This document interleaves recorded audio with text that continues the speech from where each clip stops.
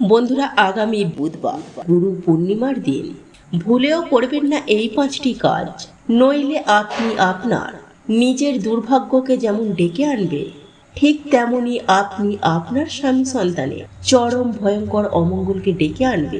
হ্যাঁ বন্ধুরা, আপনারা একেবারে ঠিকই শুনেছেন। এই কাজগুলি করার ফলে আপনার পরিবার চরম ভয়ঙ্কর মহা বিপদের মধ্যে পড়তে পারে। এক কথায় বলতে গেলে আপনার সংসার জ্বলে পুড়ে শেষ হয়ে যাবে। তাই আজ আমি আমার এই ভিডিওটির মাধ্যমে এমন বিশেষ বিশেষ কয়েকটি কাজ আপনাদের কাছে তুলে ধরব, যা আপনাদের জানা অত্যন্ত প্রয়োজন। বন্ধুরা, আপনারা প্রত্যেকেই কম বেশি জানি যে হিন্দু সনাতন ধর্মে এমন বিশেষ কিছু দিন রয়েছে, যে দিনগুলিতে আপনি স্বাস্থ্যের বিধি নিষেধ মেনে চলতে পারেন।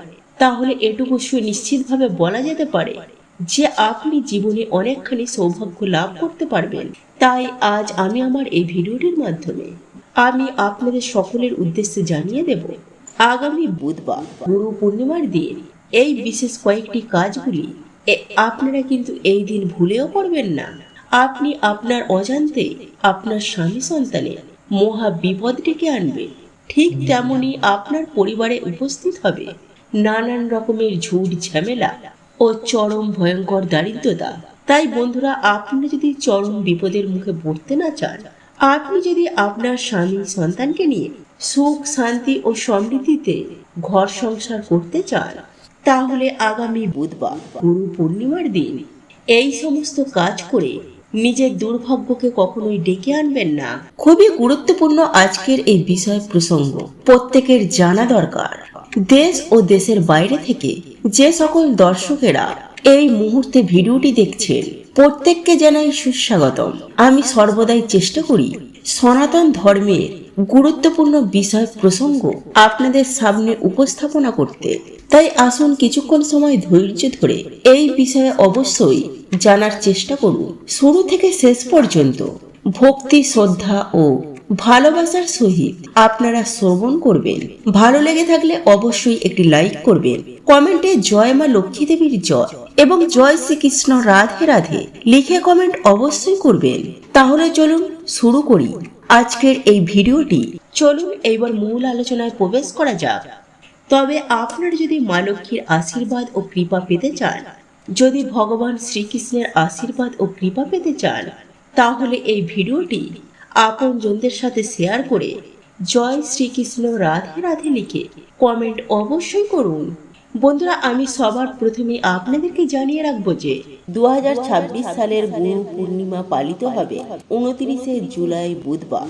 আষাঢ় মাসের এই পূর্ণিমা তিথি শুরু হবে 28শে জুলাই সন্ধ্যা 6টা বেজে 18 মিনিটে এবং এই তিথি সমাপ্ত হবে 29শে জুলাই রাত 8টা বেজে 5 মিনিট পর্যন্ত। উদয় তিথি অনুসারে পালিত হবে 29শে জুলাই বুধবার। এরপর আমি সবার প্রথমে আপনাদেরকে যে বিষয়টি জানাতে চাই, তা হলো এই গুরু পূর্ণিমার দিন কখনোই বেলা পর্যন্ত ঘুমিয়ে থাকবেন না। হ্যাঁ বন্ধুরা, গুরু পূর্ণিমা তিথির দিন সকাল সকাল ঘুম থেকে উঠে আপনি প্রথমেই যেটি করবেন, বাড়ি ঘর দুয়ার পরিষ্কার পরিচ্ছন্ন করে নেবেন। অর্থাৎ বাসি পাঠ সেরে নিয়ে আপনি তাড়াতাড়ি স্নান পর্ব সেরে নিন এবং শুদ্ধ বস্ত্র পরিধান করে মা লক্ষ্মী এবং সত্যনারায়ণের পুজো আরাধনা করুন। বন্ধুরা, আপনারা কোনো মতে এই দিন বেলা পর্যন্ত যেমন ঘুমাবেন না, ঠিক তেমনি সন্ধ্যাবেলায় আপনারা ঘুমিয়ে থাকবেন না। বন্ধুরা, আপনারা একটি কথা মাথায় রাখবেন যে এই সকালবেলা এবং সন্ধ্যাবেলায় এই সন্ধিক্ষণে আপনারা কখনোই কোনো খাদ্য গ্রহণও করবেন না এবং এই বিষয়টি আপনারা অতি অবশ্যই মাথায় রাখার চেষ্টা করবেন। বন্ধুরা, এরপর দ্বিতীয় যে কাজটির কথা বলবো সেটি হলো, বন্ধুরা, আপনারা সকালবেলা ঘুম থেকে উঠে কখনোই বাড়ির মধ্যে ঝগড়া অশান্তি কলহ বিবাদ বা পরের বিষয়ে আলোচনা করা বা পরচর্চা করা কোনো প্রকারের এই ধরনের অধার্মিক কাজ আপনি কিন্তু আপনার বাড়ির মধ্যে করবেন না। নইলে একটি কথা মনে রাখবেন বন্ধুরা, যে মা লক্ষ্মী আপনার প্রতি যেমন অত্যন্ত রুষ্ট হবেন, ঠিক তেমনি আপনি কিন্তু ভগবানের আশীর্বাদ ও কৃপা থেকে সুনিশ্চিতভাবে বঞ্চিত হবেন। আর তাই এই বিষয়টি অতি অবশ্যই মাথায় রাখার চেষ্টা করবেন। আর এই সমস্ত কাজই হচ্ছে অধার্মিক কাজ। বন্ধুরা, যারা সমাজে থেকে ধর্মের পথে চলে না তারা এই সমস্ত কাজ করে বেড়ায়, তাই এই বিষয়টি অতি অবশ্যই মাথায় রাখার চেষ্টা করবেন। বন্ধুরা, এরপর তৃতীয় যে বিষয়টির কথা আপনাদেরকে জানিয়ে দেব, যে এই পবিত্র গুরু পূর্ণিমার দিন আপনারা কোনোভাবে মনে প্রাণে কোনো মানুষকে আঘাত দিয়ে কথা বলবেন না বা বড় কোনো কথা বলে তাকে কষ্ট দেবেন না। আপনারা যতটা পারবেন চেষ্টা করবেন ভগবানের আরাধনা করার, ভগবানকে মনে প্রাণে শ্রদ্ধা করা, হাসি খুশি রাখা। দেখবেন সুনিশ্চিতভাবে আপনার মঙ্গল হবেই হবে। বন্ধুরা, এরপর আপনাদেরকে যে বিষয়টি আপনাদেরকে জানিয়ে দেব আর তা হলো, বন্ধুরা, এই গুরু পূর্ণিমার দিন আপনারা কোনো মতেই যেমন তুলসী গাছে হাত দেবেন না, ঠিক তেমনি তুলসী পাতা তুলবেন না। বন্ধুরা, একই সাথে আমি আপনাদেরকে আরো একটি বিষয় জানিয়ে রাখি, যে এই পবিত্র গুরু পূর্ণিমার দিন কোনোভাবে কোনো প্রাণীকে যেন আঘাত বা হত্যা করারও চেষ্টা করবেন না। ঠিক তেমনি এই দিন কোনোভাবে কোনো গাছ কাটবেন না, কারণ এই গুরু পূর্ণিমার দিন প্রকৃতিও মাকে স্বাগত জানাতে প্রস্তুত থাকে। আর আপনারা নিশ্চয়ই জানেন এই গুরু পূর্ণিমা মানে সত্যনারায়ণ এবং মা লক্ষ্মীর পুজো আরাধনা করার দিন। তাই এই বিষয়টি আপনারা অতি অবশ্যই মাথায় রাখবেন।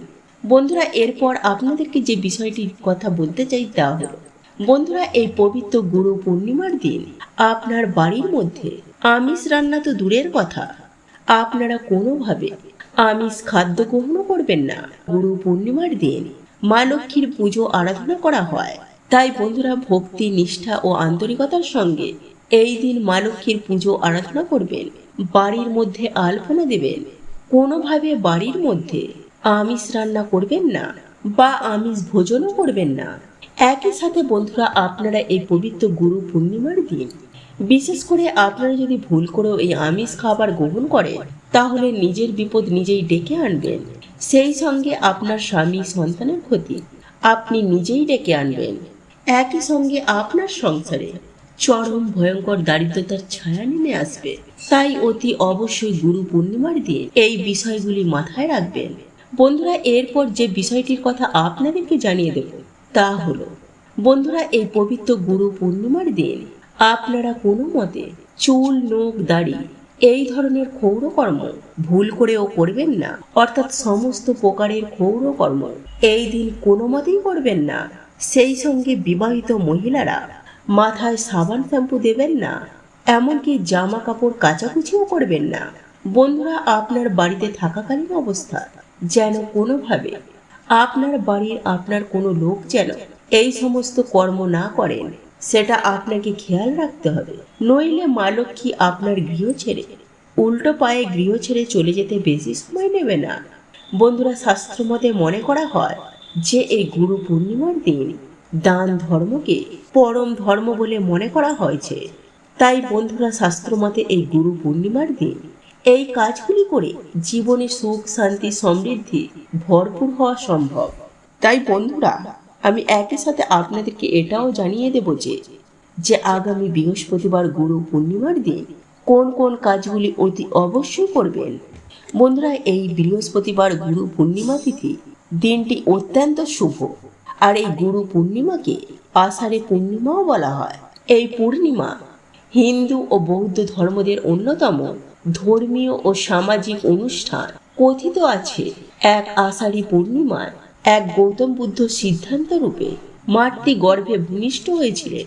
হিন্দু বিশ্বাস মতে এই দিন মহাভারতের রচয়িতা মহর্ষি ব্যাসদেব জন্মগ্রহণ করেছিলেন, যার ফলে এই দিনটিকে কোথাও ব্যাস পূর্ণিমাও বলা হয়। তাই এই দিনটি খুবই শুভ বলে মনে করা হয়। বন্ধুরা, শাস্ত্র মতে গুরু পূর্ণিমার দিন এমন কিছু কাজের মাধ্যমে নিজের ভাগ্যের চাকাকে ঘোরানো যেতে পারে। তাছাড়াও এই দিনে এই কাজগুলি করলে জীবনে সুখ, শান্তি, সমৃদ্ধি সুনিশ্চিতভাবে এনে দিতে পারে। বন্ধুরা, এই গুরু পূর্ণিমার দিন বাড়ির প্রধান দরজা মা লক্ষ্মীর পদচিহ্ন অঙ্ক এবং যদি বাড়িতে মা লক্ষ্মীর পদজোয়াল থাকে তাহলে তা উত্তর দিকে রেখে তার সামনে একটি ঘিয়ের প্রদীপ জ্বালালে দারিদ্র দূর হয় এবং অর্থভাগ্য খুলে যায়। বন্ধুরা, এই গুরু পূর্ণিমার দিন মা লক্ষ্মীর কাছে নারিকেলের তৈরি জিনিস যেমন নাড়ু বা লাড্ডু ইত্যাদি অর্পণ করুন। এতে মা লক্ষ্মী খুব প্রসন্ন হবেন। নারিকেল মা লক্ষ্মীর খুবই প্রিয়, তাই নারিকেলকে লক্ষ্মী দেবীর প্রতীক হিসাবে গণ্য করা হয়। তাই গুরু পূর্ণিমার দিনে নারিকেল দিয়ে অতি অবশ্যই লক্ষ্মী দেবীর পুজো করুন। চন্দ্রদেবকে প্রকাশ্য দেবতা বলে মনে করতেন আচার্যরা, তাই এই দিন চন্দ্রদেবের উপাসনা করলে চন্দ্রের দোষ থেকে মুক্তি পাওয়া যায়। গুরু পূর্ণিমার দিন সন্ধ্যায় ধূপ দীপ সহকারে চন্দ্রদেবকে জল অর্পণ করুন এবং চন্দ্রদেবের উদ্দেশ্যে খোলা জায়গায় যে কোনো সাদা রঙের প্রসাদ নিবেদন করুন। বন্ধুরা, ব্যবসায় উন্নতি আনতে একটি নারীকে লাল কাপড়ে মুড়ে তাতে আটা ও সিঁদুর লাগিয়ে চন্দ্রদেবকে অর্পণ করুন। এতে ব্যবসায় প্রচুর পরিমাণে উন্নতি হবে। বন্ধুরা, এই গুরু পূর্ণিমার দিনে বেলগাছের সুগন্ধি ধূপ ফুল দিয়ে পুজো করলে আর্থিক অবস্থার অনেক পরিবর্তন হতে দেখা যায়।